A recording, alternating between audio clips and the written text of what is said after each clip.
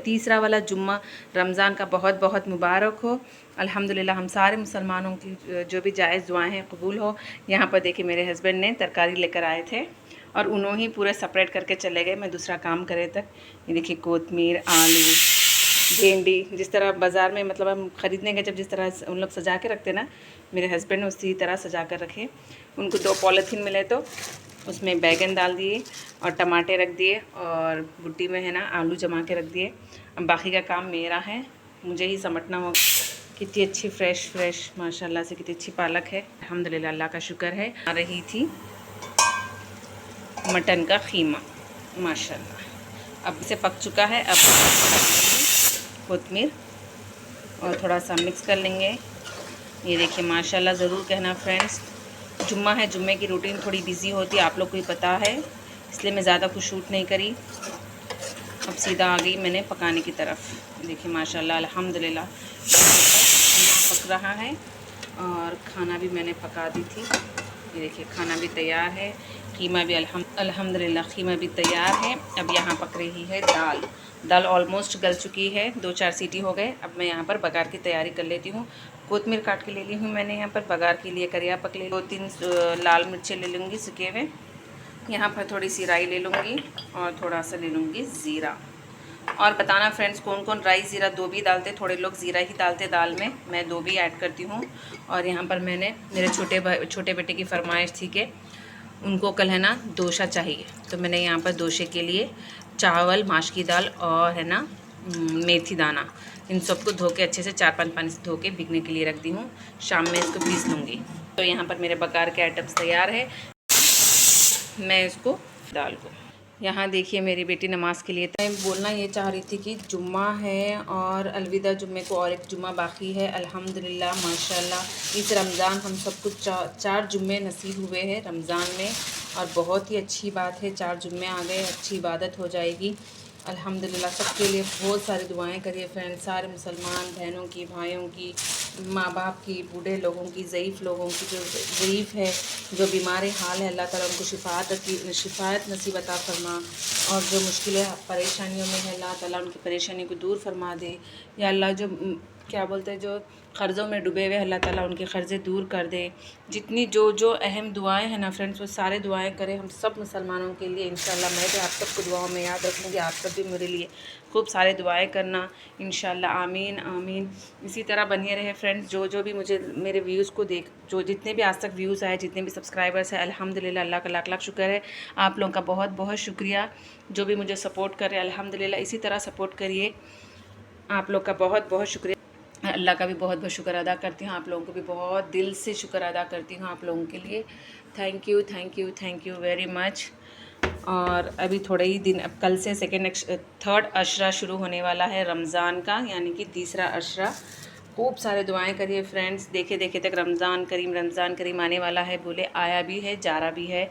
अल्हम्दुलिल्लाह अल्लाह ताला हम सबको नसीब करे। इसी तरह हम सब के इबादतों को, नमाज़ों को, रोज़ों को कबूल करे अल्लाह ताला। आमीन आमीन। आप सब भी आमीन ज़रूर कहना फ्रेंड्स। तो यहाँ पर देखिए मैंने दाल को अच्छे से घोटती हूँ। मैंने आज ज़्यादा दाल नहीं बनाई क्योंकि ख़ीमा बने से दिन मेरे बच्चे दाल वगैरह कुछ भी नहीं खाते, लेकिन जुम्मा है, जुम्मे स्पेशल दाल तो बनना ज़रूरी है। जिस जुम्मे के दिन हम दाल नहीं बनाते उस दिन बराबर बच्चे बड़े सब पूछते कि मम्मा दाल कहाँ है, क्यों बेटा जुम्मा था ना, अल्लाहुम्मा अज्जिरनी मिनन नार। तो इस तरह का डायलॉग चलता, इसलिए है कि बना देना ही बेहतर है। और या तो ख़ीमे के साथ मैं खट्टा बनाती हूँ, तिल का खट्टा या प्लेन खट्टा, या तो दाल बन जाती। आप लोग सोचेंगे परसों ही दाल बनाई फिर दाल बना रहे। हाँ अल्हम्दुलिल्लाह, परसों कुल्फ़े की भाजी दाल बनाई थी, आज ये सिर्फ खाली दाल है, क्योंकि मैंने साथ में ख़ीमा भी बनाया था इसलिए दाल बनी। सिर्फ मैं थोड़ी सी दाल बनाई क्योंकि मैं, मेरे हस्बैंड और हम लोगों को सुबह सहर के लिए भी होना होता है, इसलिए मैंने चुप थोड़ी सी ही दाल बनाई। पर मैंने कोतमीर के साथ मैंने यहाँ पर करिया पक भी डाल दी हूँ। इनको अच्छे से पकने देते हैं, थोड़ी देर उबाल आने तक पका लूँगी। उसके बाद बघार की तैयारी कर लेती हूँ। बघार की तो ऑलरेडी रेडी है, सिर्फ बघारना है।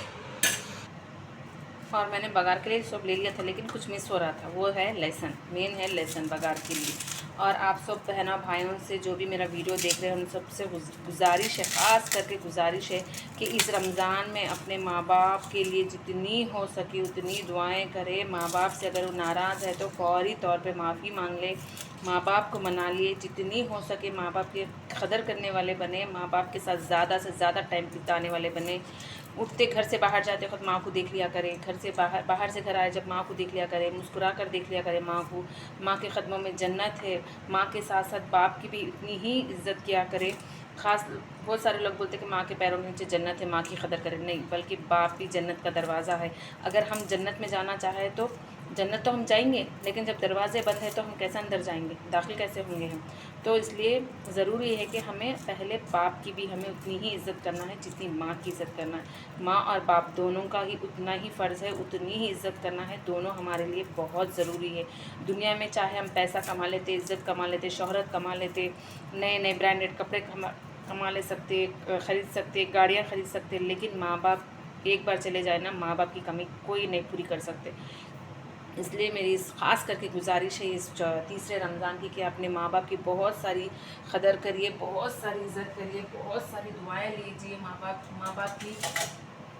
कहीं ना कहीं हम भी माँ बाप बनेंगे एक ना एक दिन, तो इसलिए मैं कहती हूँ। और अपने बच्चे जिसकी शादीशुदा है वो अपने औलाद के लिए बहुत सारी दुआएं करें, क्योंकि हम चले भी गए तो अपने माँ बाप अपनी औलाद के पीछे दुआ करने वाले, उनकी देखभाल करने वाले कोई भी नहीं रहते। इंशाल्लाह हर माँ बाप, अल्लाह करे हर औलाद के है ना उनके सर पर अपने माँ बाप का साया हमेशा बरकरार रखे, और हर माँ बाप को है ना अपने बच्चों की खुशियाँ नसीब करे, उनकी हर चीज़ नसीब करे, हर चीज़ से उनकी है ना देखभाल, हर छोटी छोटी ख्वाहिशें, छोटे छोटे चीज़ों की है ना उन लोगों की केयर करने वाले सिर्फ माँ बाप ही होते। तो इसलिए हमेशा याद रखिए कि अपने माँ बाप को जितनी हो सके उतनी हिफाजत करें, माँ बाप के लिए ख्याल करें। हर एक चीज़ जितनी हो सके उतना टाइम अपने माँ बाप के लिए निकालने की कोशिश करिए। हम फजूल में घंटे बैठ के टाइम है ना फ़ोन में, टीवी में, बाहर दोस्तों में निकालते, उसमें से कम एक 10 मिनट 20 मिनट क्यों नहीं होता, सुबह शाम दोपहर में अपने माँ के साथ बैठिए। कभी खाना खाते वक्त अपने माँ के साथ कुछ बातें करिए। जितना हो सके अपने माँ बाप के साथ टाइम स्पेंड करने की कोशिश करिए फ्रेंड्स। ये मेरी ख़ास आप लोगों के साथ गुजारिश है, ज़रूर करिएगा इंशाल्लाह। यहाँ पर देखिए दाल पकने आ गई है। जिसके माँ बाप नहीं है उनको ही पता कि माँ बाप का दुख क्या है। इसलिए बहुत सारे लोग जिसके माँ बाप है तो उन्हें कदर नहीं करते। ये नहीं कि मैं टॉपिक क्यों बोल रही हूँ, अल्हम्दुलिल्लाह मेरे भाई भी मेरे माँ बाप की बहुत सारी कदर करते हैं, मेरे भाभी लोग भी अल्हम्दुलिल्लाह बहुत सारी खिदमत करते मेरे माँ बाप की। अल्लाह ताला इसी तरह हर भाव बेटी को भी है ना अपने माँ बाप की कदर करने वाले बना। अल्लाह हम सब के दुआओं को कबूल करे। माँ क्या होती है हर एक को बात जानना चाहिए कि माँ की तकलीफ़ क्या है, माँ क्या चीज़ है, बाप क्या चीज़ है। बेटियां तो खैर शादी होकर आ जाती हैं, लेकिन उनको पता होता है कि उनका दुख कितना है, कितना माँ के लिए तड़पते हैं, माँ बाप के लिए।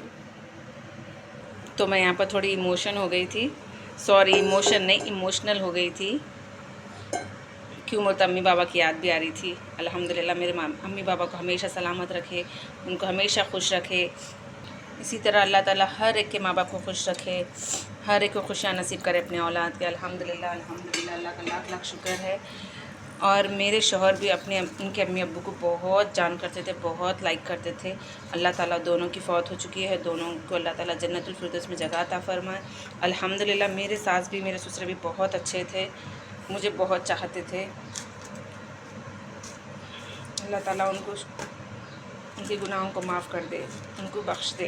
अल्लाह ताला हम सबको भी जीते जी बख्श दे।